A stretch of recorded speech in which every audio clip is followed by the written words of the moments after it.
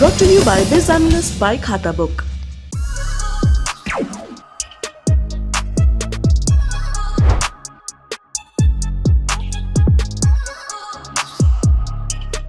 पहली सुर्खी है ब्रिटिश प्रधानमंत्री बोरिस जॉनसन के भारत दौरे से जुड़ी। दौरे के दूसरे दिन आज प्रधानमंत्री मोदी के साथ उनकी दिल्ली में द्विपक्षीय मुलाकात हुई। दिल्ली के हैदराबाद हाउस में पीएम मोदी ने जॉनसन का स्वागत किया। भारत में हुए स्वागत सत्कार से जॉनसन इतने खुश हुए कि गदगद नजर आए। यहां तक कह दिया कि मुझे ऐसा लग रहा है कि जैसे मैं सचिन तेंदुलकर या अमिताभ बच्चन हूं। मुझे ये ग्रैंड वेलकम बहुत पसंद आया। प्रधानमंत्री मोदी का मैं शुक्रगुजार हूं। द्विपक्षीय बैठक में दोनों देशों के प्रतिनिधियों के बीच कॉम्प्रिहेंसिव स्ट्रेटेजिक पार्टनरशिप पर बात हुई।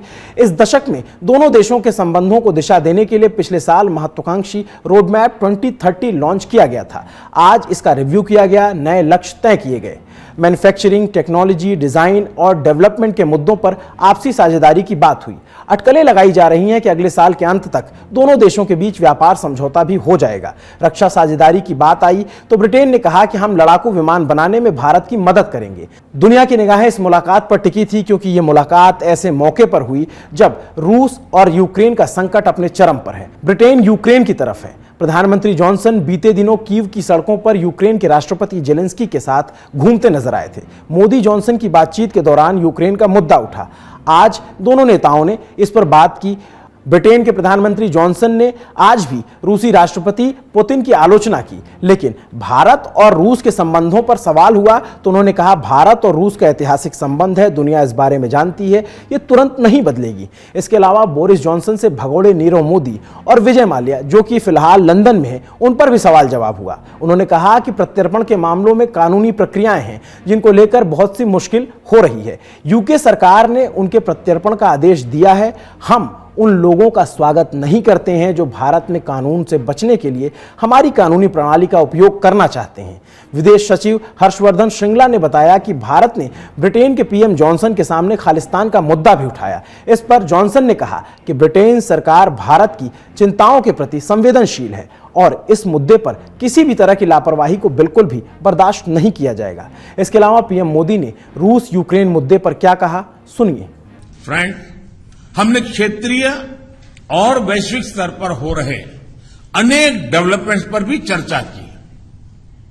एक free, open, inclusive and rule based order पर आधारित इंडो पैसिफिक क्षेत्र बनाए रखने पर हमने जोर दिया।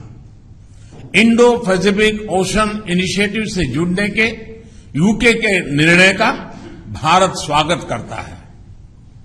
हमने यूक्रेन में तुरंत युद्ध विराम और समस्या के समाधान के लिए डायलॉग और डिप्लोमेसी पर बल दिया। हमने सभी देशों की क्षेत्रीय अखंडता और संप्रभुता के सम्मान का महत्व भी दोहराया। हमने एक पीसफुल, स्टेबल और सिक्योर अफगानिस्तान और एक इंक्लूसिव और रिप्रेजेंटेटिव गवर्नमेंट के लिए अपना समर्थन दोहराया। यह आवश्यक है कि अफगान भूमि का प्रयोग अन्य देशों में आतंकवाद फैलाने के लिए नहीं होना चाहिए। दूसरी सुर्खी बिहार से है। आज आरजेडी नेता तेजस्वी यादव ने इफ्तार पार्टी रखी थी। आरजेडी की तरफ से की गई इफ्तार पार्टी में सीएम नीतीश कुमार ने शामिल होकर सबको चौंका दिया। सुबह ही डोरंडा कोषागार मामले में लालू यादव को जमानत मिली थी, जिसके बाद हुई इफ्तार पार्टी में नीतीश का पहुंचना सुर्खियों में आ गया। सीएम आवास और राबड़ी देवी के आवास के बीच मात्र 20 मिनट का फासला है। नीतीश कुमार ने पैदल ही पूरे 5 साल बाद इस फासले को पार किया। इससे पहले अंतिम बार 2017 में मकर संक्रांति के मौके पर नीतीश कुमार राबड़ी आवास गए थे। तब वो आरजेडी के साथ मिलकर सरकार चला रहे थे। 12 दिन पहले लालू यादव के बड़े बेटे तेज प्रताप यादव ने एक पोस्ट लिखा था, एंट्री नीतीश चाचा। अब ये तस्वीरें आई तो सुगबुगाहट होने लग गई। इफ्तार पार्टी में चिराग पासवान भी थे। बीजेपी की तरफ से सुशील मोदी, शाहनवाज हुसैन और रविशंकर प्रसाद जैसे नेता पहुंचे थे।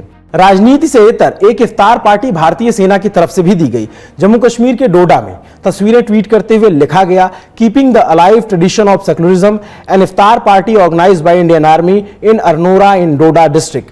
कुछ महामूर्खों ने इस पर भी हिंदू मुस्लिम एंगल ढूंढ लिया। देश की सेना की नीयत पर ऐसे लांछन लगाने वालों को हमारी दूर से नमस्ते है। अगली सुर्खी के लिए हम चलेंगे गुजरात, क्योंकि सूबे में कांग्रेस के कार्यकारी अध्यक्ष हार्दिक पटेल के बयानों से लग रहा है कि वहां पार्टी में कुछ ठीक चल नहीं रहा। हार्दिक पटेल लगातार प्रेस में बातें कर रहे हैं, कभी पार्टी नेतृत्व पर, कभी पार्टी के फैसलों पर सवाल करते हैं, कभी गुजरात की कांग्रेस की इकाई पर, तो कभी प्रतिद्वंदी भाजपा की तारीफ कर देते हैं। पटेल ने आरोप लगाया कि पार्टी नेतृत्व उन्हें दरकिनार कर रहा है और पिछले 3 सालों से वो शिकायत करते जा रहे हैं, लेकिन कुछ बदल नहीं रहा है। बीते दिनों उन्होंने यहां तक कह दिया कि वो ऐसा महसूस कर रहे हैं जैसे किसी दूल्हे की नसबंदी करा दी गई है। फिर एक अखबार में हार्दिक ने यह भी कहा कि भाजपा में कुछ बातें अच्छी हैं जिन्हें स्वीकार किया जाना चाहिए, जैसे अनुच्छेद 370 का निष्प्रभावी होना और राम मंदिर का बनना। भाजपा में फैसले लेने की क्षमता है। ये सारी बातें सामने आई तो अटकलें लगने लगी कि हार्दिक पटेल क्या भाजपा में जा सकते हैं। यहां तक कह दिया गया कि एक तरफ प्रशांत किशोर पार्टी को बदलने की बात कर रहे हैं और दूसरी तरफ कांग्रेस पार्टी को छोड़कर जाने वालों की लंबी कतार बनती जा रही है। वैसे हार्दिक ने आज कह दिया है कि वो भाजपा से संपर्क में नहीं है। ये उनकी तरफ से दिया गया बयान है। चौथी सुर्खी जम्मू कश्मीर से है। 370 के निष्प्रभावी होने के बाद पहली बार प्रधानमंत्री मोदी सूबे के दौरे पर जाने वाले हैं और ठीक 2 दिन पहले माने आज जम्मू के सुजवा में आतंकवादियों ने एक बार फिर से हमला कर दिया। आतंकवादियों ने उस बस को निशाना बनाया जिस पर सीआईएसएफ यानी केंद्रीय औद्योगिक सुरक्षा बल के जवान थे। उस गाड़ी में 15 जवान मौजूद थे। जवानों ने तुरंत जवाबी कार्रवाई की जिसमें दोनों आतंकवादी मारे गए। इनसे AK-47 राइफल और सैटेलाइट फोन बरामद हुए। सीआईएसएफ की तरफ से भी एक अधिकारी शहीद हुए। दर्शक जानते हैं कि सुजवा मिलिट्री स्टेशन हमेशा से आतंकवादियों के निशाने पर रहा है। 2013 और 2018 में यहां आतंकवादियों ने जवानों और आम नागरिकों की हत्या को अंजाम दिया था। प्रधानमंत्री के दौरे को देखते हुए जम्मू कश्मीर को किले की तरह तैयार किया जा रहा है। सुरक्षा बढ़ा दी गई है। सुरक्षा एजेंसियों ने अपनी तैयारी और धार दे दी है। उस पर और जोरों से तैयारी की जा रही है।